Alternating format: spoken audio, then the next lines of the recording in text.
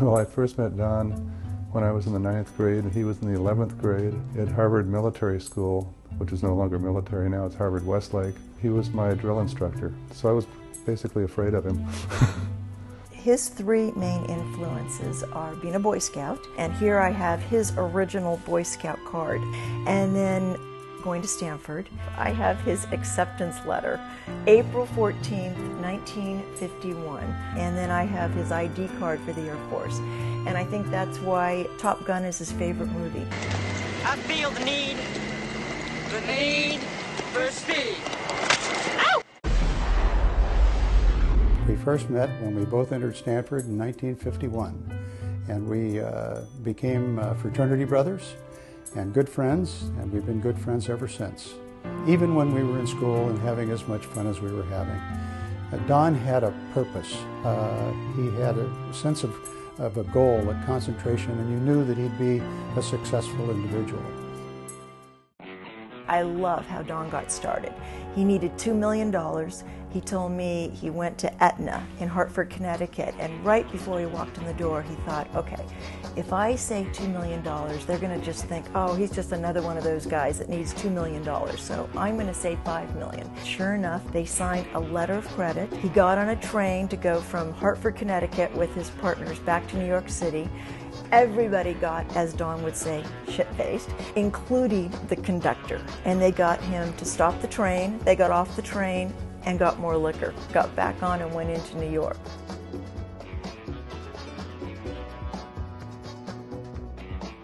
This is Koll Center, Irvine North.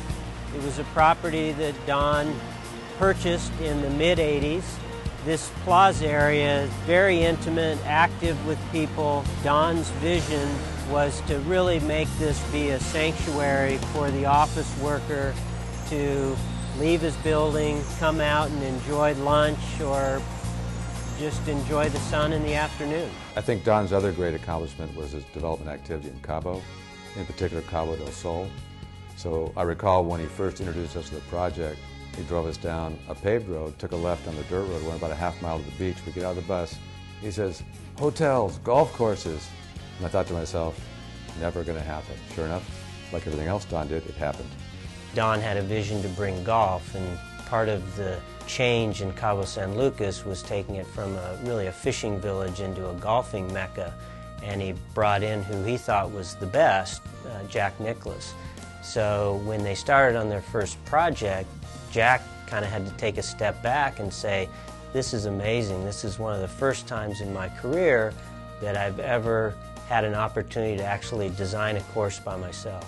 You can go back and look at the first time you had the vision of going down and at Palmilla, you bought Palmilla and you said, you know, I want to turn this into a really good facility.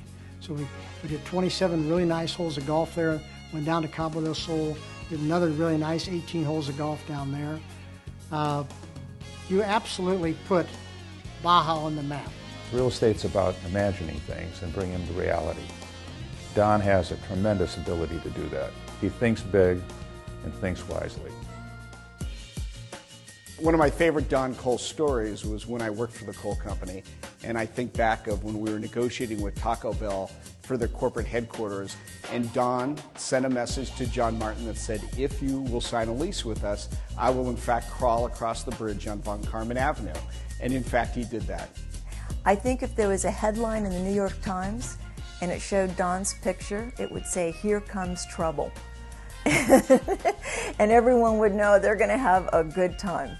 The longtime business partner of Don's went on vacation, and it was an extended vacation, so Don was, wanted to get back at him a little bit. So while this partner was out of town, Don drywalled the door of his office, and when he returned from vacation, he had told everyone in the office to act like they didn't know who he was, and so he walked up to his office, and of course his door wasn't there. What really strikes me about Don is how modest he is about his success. He doesn't really like talking about himself. Most of what I know about Don's accomplishments come from either Kathy, his friends, or what I read in the paper. Don is known for his alumni. He's known for being a mentor. He created other entrepreneurs. over and over and over again. You'll find many of the most successful real estate companies are led by former Koll disciples. One's taught by the Koll College, which there was actually a college in the Koll company to teach you how to behave and how to be professional and how to be truthful. Don's a leader, and he's the type of man that you basically want to be around and want to listen to. The Don Koll I know sees no boundaries in the world, personally, professionally, or otherwise. Don wanted to be the best. If you were a fireman, he'd be the fire chief. He was a Boy Scout, he was an Eagle Scout. He wanted to be the biggest developer in Orange County. He did it all. Don, knowing you has been one of the highlights of my life. I know how much you loved Stanford, and I know that you've, over the years, surrounded yourself with lots of other Stanford people. I couldn't be happier than to be a part of your induction into the Stanford Real Estate Hall of Fame.